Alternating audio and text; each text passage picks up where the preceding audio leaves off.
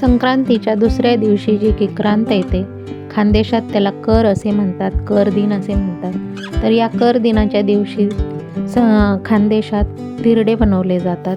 प्रत्येक घरात हे धिरडे बनवले जातात. अगदी पूर्वीपासून ही परंपराच तिकडे आहे. तर तिखट धिरडे आणि गोड धिरडे तिकडे बनवले जातात. हे धिरडे चवीला अतिशय भन्नाट लागतात. रेसिपी अतिशय सोपी आहे. तर ही धिरडे कसे बनवायचे हेच आपण आज बघणार आहोत. तर चला तर मग लगेच रेसिपीला सुरुवात करूया.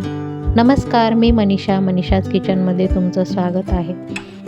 रेसिपी अतिशय सोपी आहे. अगदी घाईच्या वेळात सुद्धा तुम्ही हे धिरडे बनवू शकता. हे धिरडे तुम्ही मुलांना टिफिनला पण देऊ शकता. प्रवासात कुठे जाणार असाल 1-2 दिवसासाठी तर तेव्हासुद्धा तुम्ही हे घेऊन जाऊ शकता. तर सगळ्यात आधी आपण धिरड्यांचं बॅटर बनवून घेणार आहोत. तर इथे मी 1 कप गरम पाणी घेतलं आहे आणि त्यात अर्धा कप गूळ चिरून टाकलेला आहे. तर हे आपण गोड धिरड्यांचं बॅटर आधी बनवणार आहोत. तर त्यात मी चवीप्रमाणे मीठ टाकून घेणार आहे.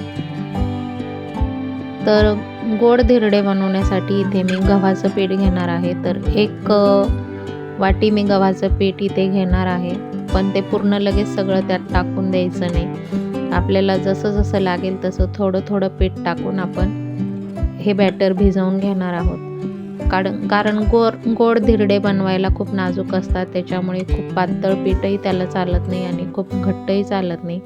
डोस्याच्या बॅटरपेक्षा थोडं घट्टच बॅटर याचं बनवायला लागतं. तर अशा पद्धतीने लागेल तसं पीठ घेऊन आणि मी आधी बॅटर बनवून घेते. तर हे बघा, तुम्ही बघू शकता.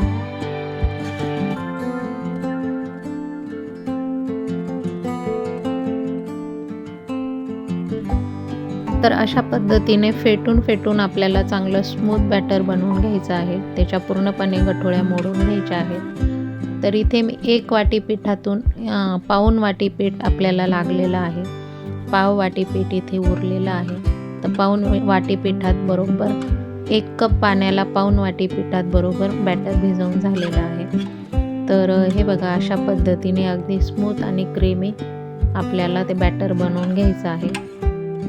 तर अशा पद्धतीने कन्सिस्टन्सी आपल्याला पाहिजे आहे. खूप पातळ पण करायचं नाही आणि खूप घट्ट पण नाही. तर तिखट धिरड्यांच्या पिठापेक्षा हे बॅटर थोडंसं घट्टच असतं.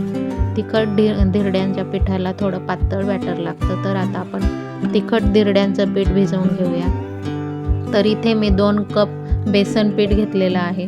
त्यात मी 2 चमचे हिरवी मिरची, आलं आणि लसणाची पेस्ट टाकून घेतली. चवीप्रमाणे मीठ घेतलं. अर्धा चमचा हळद घेतली. तर हे थोडीशी कोथिंबीर घेतली. तर हे सगळं साहित्य एकत्र करून आपल्याला आता डोस्यांचं जसं पीठ भिजतो तितकं पातळ आपल्याला हे तिखट धिरड्यांचं पीठ भिजवून घ्यायचं आहे.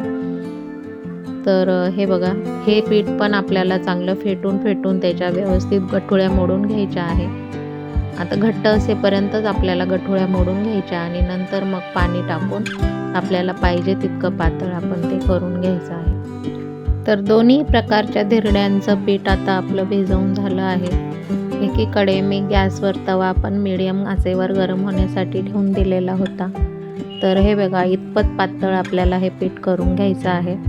तर आता लगेच आपण धिरडे बनवायला सुरुवात करू. आधी आपण तिखट धिरडेच बनवणार आहोत. म्हणजे मग ते धिरडे बनवून तवा व्यवस्थित सिझनिंग होईल आणि मग गोड धिरडे बनवताना ते धिरडे तव्याला चिकटणार नाही. तर अशा पद्धतीने 1 पळी तिखट धिरड्यांचं बॅटर घेऊन आणि पातळ पसरवून घ्यायचं आहे. हे बेसन पिठाचं बॅटर जरा पातळ केलं तरी चालतं. जितकं पातळ असलं तितके पातळ छान धिरडे होतात तयार. तर अशा पद्धतीने बॅटर पसरवून त्याच्यावर 2 मिनटं झाकण ठेवायचं आणि आपण डोसे बनवतो तशाच पद्धतीने हे धिरडे आपल्याला बनवायचे आहे. कडेने थोडंसं तेल सोडायचं, म्हणजे मग छान खरपूस परतले जातात. तर हे बघा, अशा पद्धतीने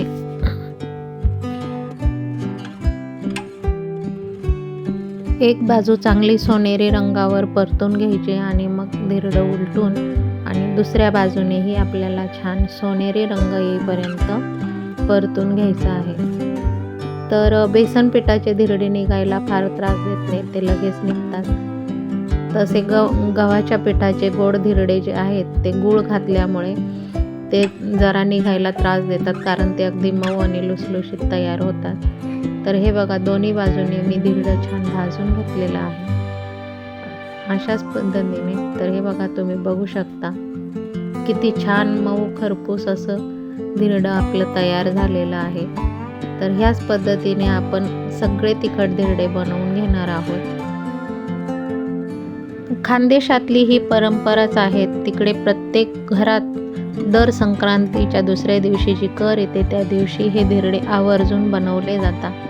प्रत्येक घरात हे धिरडे बनवले जातात आणि ह्या धिरड्यापासूनच पाटवड्या करून त्याची आमटीही केली जाते.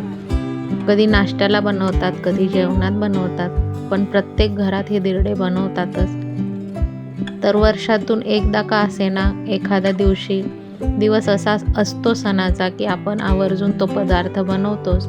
तर हे धिरडेही तसेच आहेत. वर्षभर समजा नाही केले तरी सुद्धा करच्या दिवशी आवर्जून करतातच. चवीला तर एक नंबर लागतात. त्या निमित्ताने, सणाच्या निमित्ताने वेगळा पदार्थ घरात बनतो आणि तो आवडीने खाल्लाही जातो. तर आता आपण हे गोड धिरडे बनवून घेऊ. तर हे बॅटर जरा घट्टच असतं आणि त्याच्यात गूळ असल्यामुळे तव्याला चिकटण्याची पण भीती थोडीशी असते. त्याच्यामुळे तवा व्यवस्थित आधी सिझनिंग असलेला पाहिजे, तेव्हाच हे धिरडे व्यवस्थित सहज निघतात, कारण हे खूप मऊ आणि अगदी लुसलुशीत असतात. तर नॉनस्टिक तवा असेल तर मग काही टेन्शन नाही, पण आपण लोखंडाच्या तव्यावर जर करणार असू तर मग तो तवा व्यवस्थित सिझनिंग केलेला असावा. तर हे बघा, तवा व्यवस्थित सिझनिंग असल्यामुळे अगदी अलगद हे धिरडं निघालं आहे. तर अशाच पद्धतीने आपण सगळे गोड धिरडे पण बनवून घेणार आहोत. थोडंसं कढईने तेल सोडायचं आणि दोन्ही बाजूने छान खरपूस असे हे धिरडे भाजून घ्यायचे आहेत. तर दोन्ही प्रकारचे सगळे धिरडे आपण आधी बनवून घेणार आहोत. तर हे बघा, तुम्ही बघू शकता छान गोल्डन ब्राऊन रंगावर मी धिरडं भाजून घेतलं आहे आणि अशाच पद्धतीने सगळे आपण बनवून घेऊ.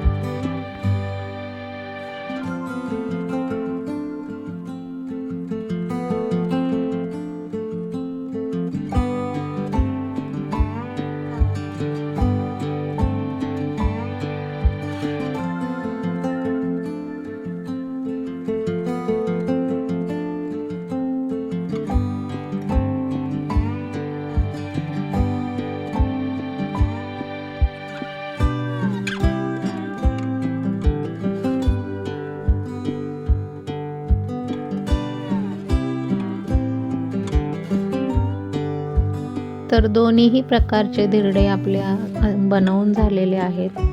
बघूनच तोंडाला पाणी सुटते, इतके छान गोल्डन ब्राऊन रंगावर छान परतले गेले आहे. तर तुम्ही बघू शकता, तिखट धिरडे तर आपण कधीमधी बनवून घेतो, पण गोड धिरडे शक्यतोवर बनवले जात नाही. तर ह्या निमित्ताने तुम्ही यावर्षी करीला हे धिरडे नक्की बनवून बघा. तर हे बघा, मी तुम्हाला दाखवते किती मऊ आणि लुसलुशीत असे हे आपले धिरडे तयार झालेले आहेत. तर ह्या वर्षी तुम्हीही कर दिनाच्या दिवशी हे धिरडे बनवून बघा आणि कसे झाले ते मला कमेंटमध्ये नक्की सांगा.